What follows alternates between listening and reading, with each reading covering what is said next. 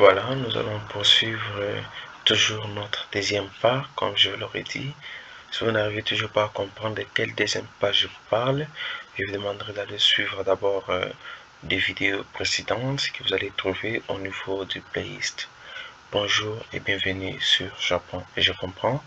Si vous êtes nouveau sur la chaîne, je vous demanderai de pouvoir vous abonner ou soit de cliquer sur la cloche notification pour ne rater aucune de nos futures vidéos. Alors sur ce, nous sommes toujours en continuité de notre formation en mécanique des fluides. Aujourd'hui, nous allons sûrement poursuivre notre deuxième pas au niveau de notre quatrième chapitre qui prend sur la dynamique des fluides incompressibles réels. Vu que le deuxième pas, en primo, il parlait de la dynamique des fluides incompressibles parfaits. Et maintenant, on voit des fluides incompressibles réels. Si le mot réel, parfait, incompressible et compressible vous complique, je vous demanderai d'aller pouvoir visualiser les chapitres 10 où vous aurez toutes ces informations complémentaires ainsi que les chapitres premiers. Alors, sur ce, on se retrouve juste après ce générique.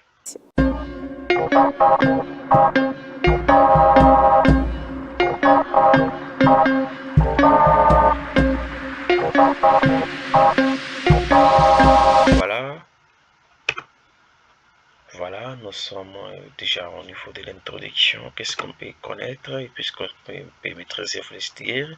Dans les chapitres précédents, nous avons supposé que les fluides étaient parfaits pour appliquer l'équation de conservation de l'énergie. L'écoulement d'un fluide réel est plus complexe que celui d'un fluide idéal. En effet, il existe des forces de frottement dues à la viscosité du fluide qui s'exercent entre les particules de fluide et les parois, ainsi qu'entre les particules elles-mêmes. Pour résoudre un problème d'écoulement d'un fluide réel, on fait appel à des résultats expérimentaux, en particulier ceux de l'ingénieur et physicien britannique Osborne Reynolds. Une méthode simplifiée de calcul de perte de charge basée sur les résultats expérimentaux est proposée.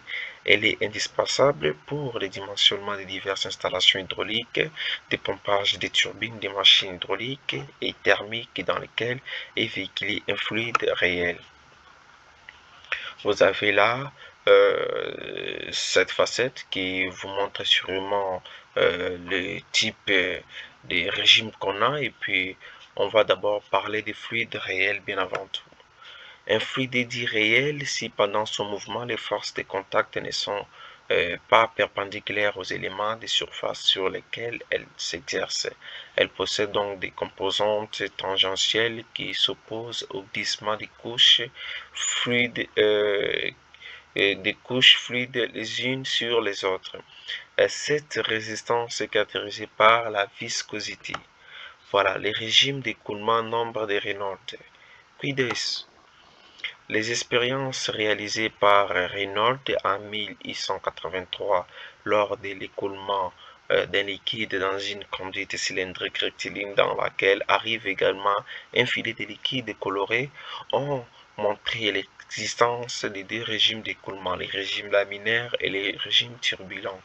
Les régimes laminaires Quidos, les filets fluides sont des lignes régulières sensibles parallèles entre elles, comme les filets colorés que vous voyez très bien que cet écoulement est laminaire parce qu'elle forme sûrement, elle est linéaire comme vous le voyez. Mais les régimes turbulents, quant à lui, les filets fluides s'enchevêtrent, s'enroulent sur eux-mêmes et vous pouvez voir sur une vue instantanée. Vous allez voir que dans ces côtés, ça forme des boucles, puis tout ça. Et dans la vie en pause, vous allez vous rendre compte que l'écoulement, au lieu qu'il soit laminaire, lui, il est trop turbulent, donc il ne suit pas une linéarité, donc il est à plusieurs directions, tant que celui-ci, il est unidirectionnel. Voilà. Voilà. Nous allons pouvoir continuer. Des études plus fines ont montré qu'il existe encore une subdivision entre les écoulements turbulents lisses et les écoulements turbulents rugueux. La limite entre les différents types d'écoulement est évidemment difficile à appréhender. en utilisant diverses fluides à viscosité différentes, en faisant varier les débits et les diamètres des canalisations. Reynolds a montré que les paramètres qui permettaient de déterminer si l'écoulement est laminaire ou turbulent est un nombre sans dimension appelé nombre de Reynolds, donné par l'expression suivante. Le nombre de Reynolds est donné par V multiplié par D, tout divisé par mu, avec V la vitesse moyenne d'écoulement à travers la section considérée en mètres par seconde, D qui est le diamètre de la conduite ou largeur et de la veine fluide en mètres, et mu qui est la viscosité cinématique du fluide en mètres carrés par seconde. Nous avons les résultats empiriques à titre indicatif. Voilà. Si le nombre de Reynolds est strictement inférieur à 2000, on dira que l'écoulement est laminaire. Si le nombre de Reynolds est strictement supérieur à 2000, on dira que l'écoulement est turbulent. Quand est-ce qu'il est dit turbulent, lisse ou turbulent rigué? Si le nombre de Reynolds est compris entre 2000 et 100 000, on dira que l'écoulement est lisse. Mais si le nombre de Reynolds est strictement supérieur à 100 000, comme vous le voyez, là, on dira qu'il s'agit de l'écoulement rigueux. Donc, quand je parle de l'écoulement lisse et l'écoulement rigueux, je parle sûrement de l'écoulement turbulent. Voilà, j'espère que sur ce point, on se comprend. On continue, on parle maintenant des pertes et des charges. Voilà, nous avons d'abord la définition. Considérons un écoulement entre des points 1 et D d'un fluide réel dans une conduite telle qu'entre 1 et D, il n'y a pas de machine hydraulique. Vous pouvez voir ça au niveau de la facette. Reprenons le schéma de la veine du fluide du paragraphe 4 du chapitre 3 avec les mêmes notations, les hypothèses suivantes que vous voyez au niveau de la facette. Le fluide est réel et incompressible. Cela suppose l'existence des forces élémentaires de frottement visqueux délétères qui contribuent dans l'équation des bilans par un travail négatif et donner naissance à des pertes de charge. L'écoulement est permanent. On considère un axe Z vertical dirigé vers les hauts. On distingue par Z1, ZD et Z respectivement les altitudes des centres de gravité des masses DDM1, DDMD et M. On désigne par F1 et FD respectivement les normes des forces de pression du fluide agissant au niveau des sections S1 et SD. À l'instant T, le fluide des masses DDM1 plus M est comprise entre S1 et S2. D'où nous aurons cette relation VD au carré moins V1 au carré sur D plus PD moins P1 sur ρ plus G multiplié par ZD moins Z1 qui était l'équation de Bernoulli sera égal à quoi? À sûrement la somme de W dd tau divisé par DDM. On définit la perte de charge entre les points 1 et D par JND qui est égal à quoi? À la somme de W dd tau sur DDM qui est la perte d'énergie par frottement visqueux par unité de masse qui passe. Donc avec nous aurons enfin l'équation de Bernoulli aura la forme VD carré moins V1 carré sur D plus PD moins P1 sur ρ plus G multiplié par ZD moins Z1 égale à JND avec JND qui est sûrement la perte de charge. Elle peut être interprétée graphiquement de la manière suivante. Vous avez sûrement cette figurette là qui est le plan de charge et puis nous avons la perte de charge et tout ce que vous voyez. Je vous demanderai de suivre la facette quand je suis en train de vous expliquer. En l'absence de perte de charge, la ligne de charge est confondue avec le bilan de charge. Ce plan de charge donne une représentation graphique de la constante tirée de l'équation de Bernoulli pour un fluide parfait.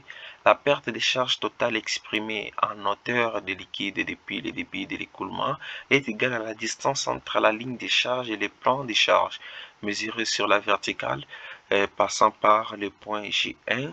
La perte de charge entre les points G1 et GD de l'écoulement est donnée par la différence des côtes de la ligne de charge sur le vertical passant par les points précédents.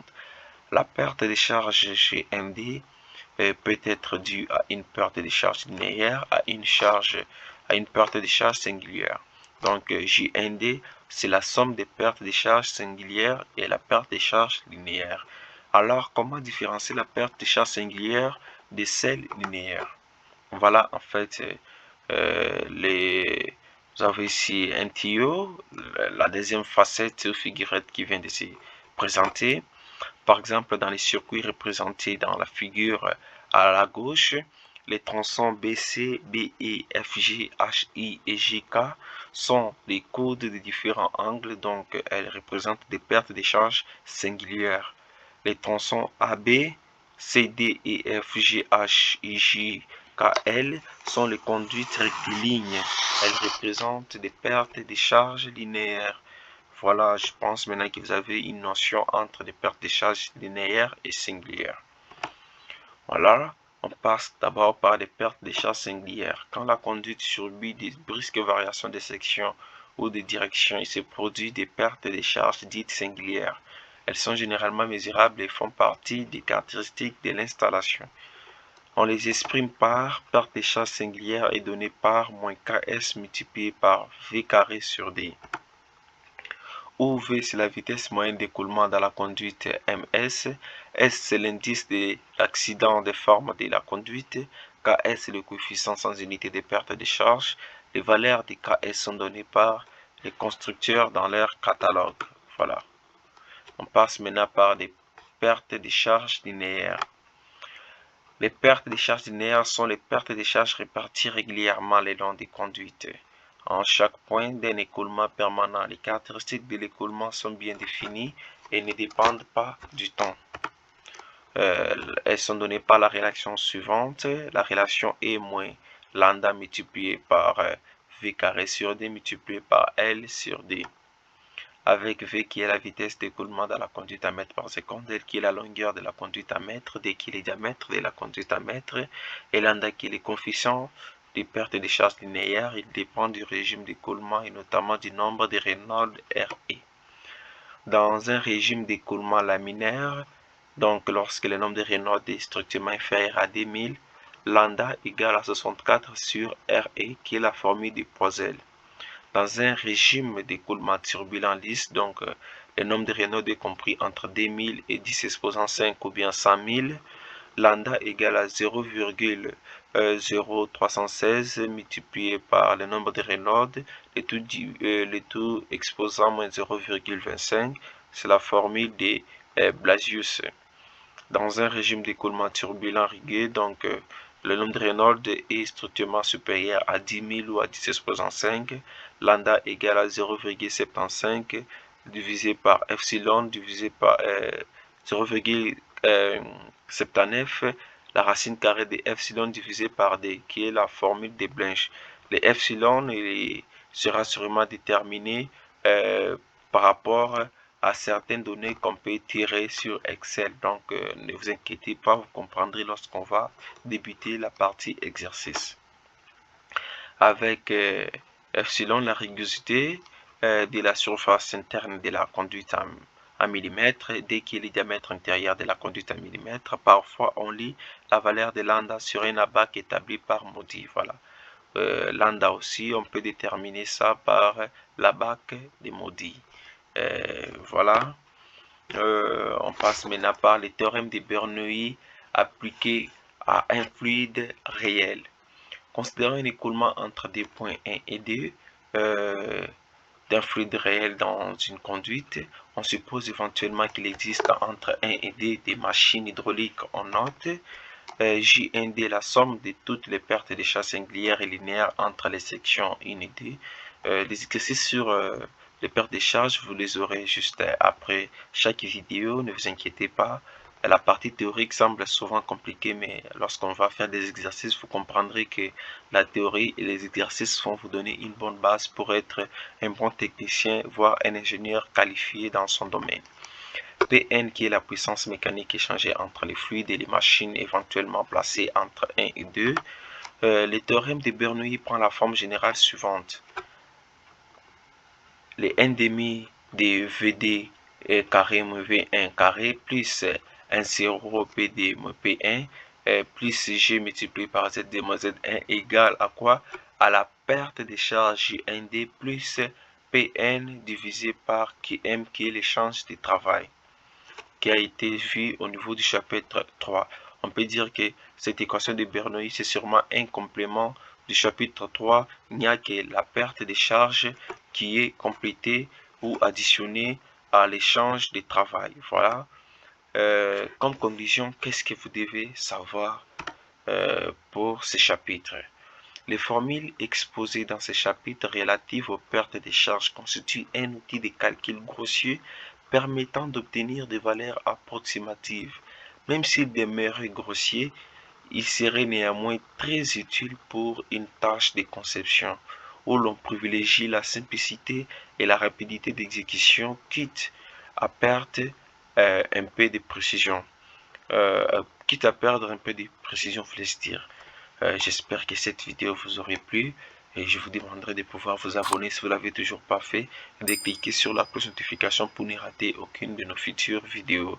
Alors sur ce, je vous demanderai de visualiser nos récentes vidéos pour ne plus être en retard ou soit pour avoir des vides à ce qui concerne la connaissance. Alors sur ce, je n'ai qu'à vous dire merci à tous et à la prochaine.